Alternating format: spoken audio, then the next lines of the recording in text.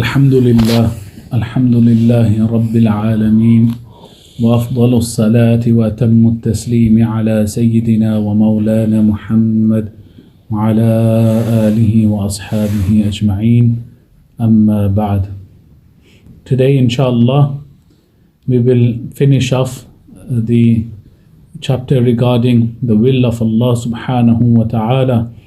From the last verse there was a small portion of the text of Imam al-Ghazali rahimahullah ta'ala remaining, which we shall complete today by the tawfiq of Allah subhanahu wa ta'ala, and then inshallah we will move on to the next foundation. So this foundation, continuing from the last verse, is in regards to the will of Allah subhanahu wa ta'ala.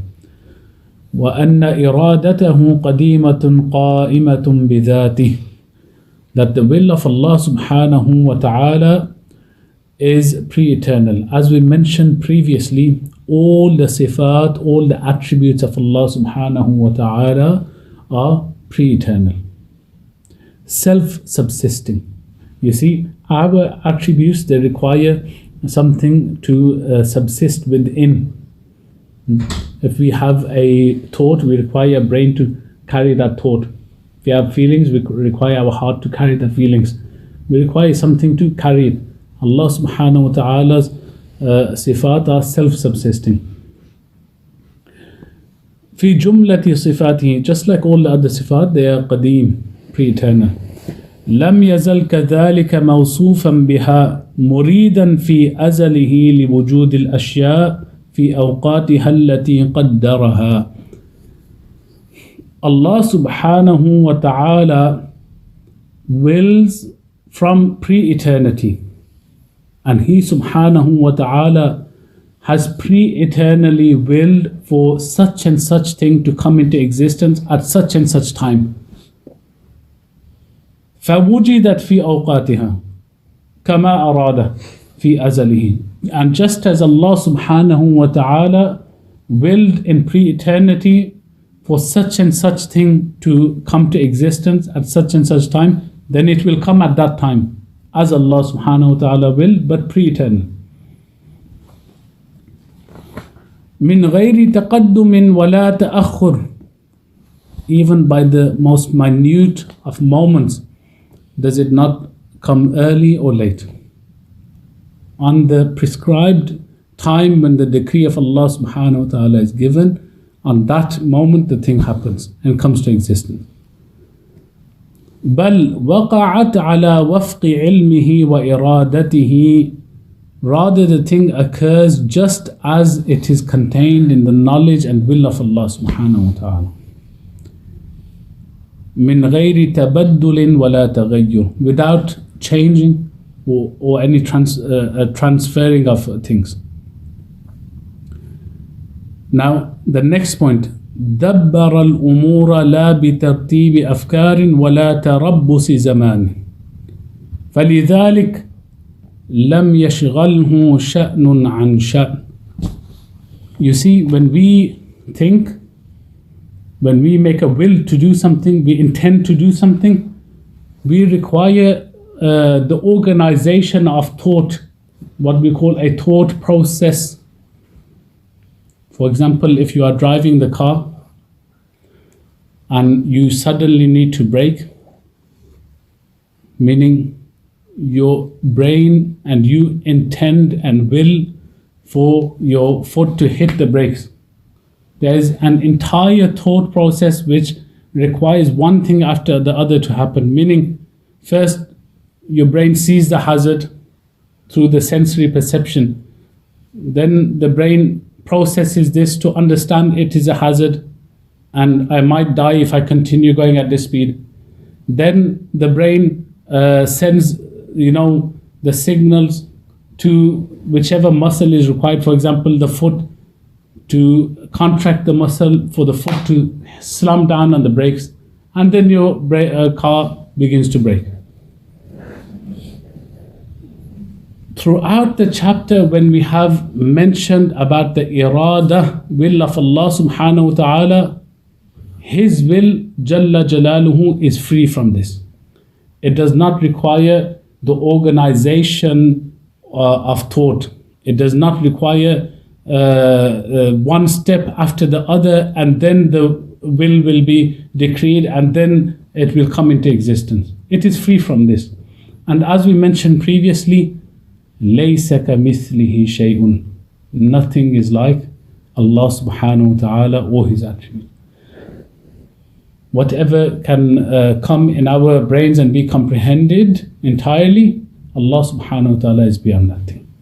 This is the end of the chapter concerning irada, and we shall inshallah move now on to the chapter of which is the sixth foundation, fi sam'i wal basar, in Allah subhanahu wa ta'ala being the all-hearing, all-seeing.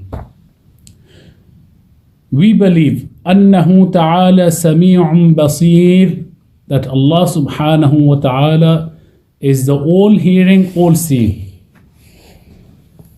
يسمع ويرى, He hears and sees. لا يعزب عن سمعه مسموع وإن خفي ولا يغيب عن رؤيته مريء وإن دق. No matter how silent or faint a thing may be, it is heard by Allah subhanahu wa ta'ala. And no matter how delicate or fragile or small a thing may be, Allah subhanahu wa ta'ala sees it. وَلَا يَحْجُبُ سَمْعَهُ بُعْدٌ وَلَا يَدْفَعُ رُؤْيَتَهُ ظَلَّامٌ. Distance does not veil the hearing of Allah subhanahu wa ta'ala, just as darkness does not veil the seeing of Allah subhanahu wa ta'ala. Meaning, our perceptions of our ears require the sound to be close by, or it requires the sound to be very loud, so that eventually we end up hearing it. And our eyes require some amount of light in order for the thing to be seen. Allah subhanahu wa ta'ala, when we say He is Sami'un Basir, all seeing, all hearing, it is beyond this. In fact, some ulama went on to even say that Allah subhanahu wa ta'ala even hears the sounds of colors. For example, colors for us are something which is seen.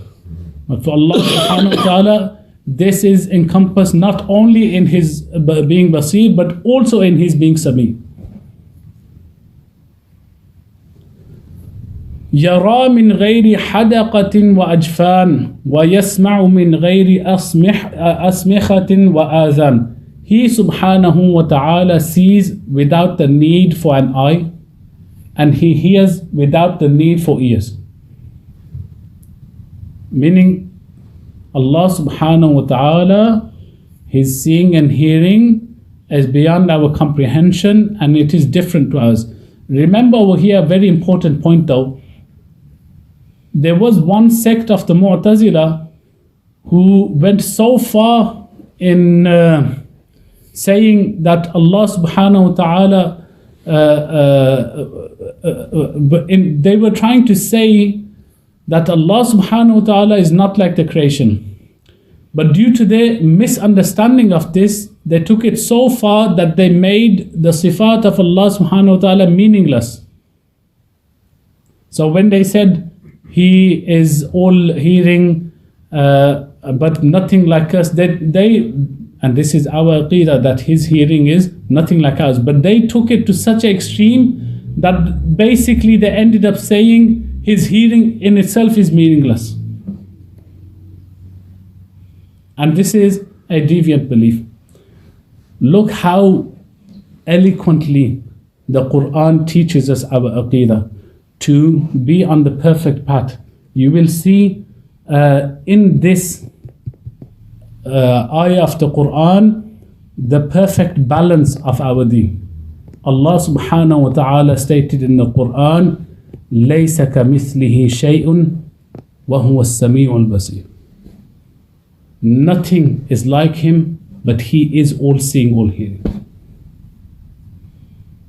It is that perfect balance that you do not take it so far that that you make the sifat almost meaningless. But neither do you ever say that his hearing is like our hearing, his speech is like our speech, his seeing is like our seeing. No, it is not. It is very different. It has a different meaning, which is beyond our comprehension. But he subhanahu wa ta'ala is the all-seeing. He sees everything. He is the all-hearing. He hears everything.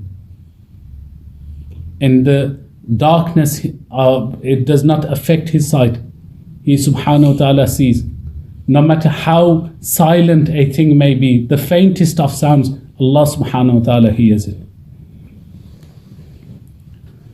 And in order to explain this, Al-Imam Al-Ghazali rahimahullah ta'ala mentioned كَمَا يَعْلَمُ مِنْ غَيْرِ قَلْبٍ.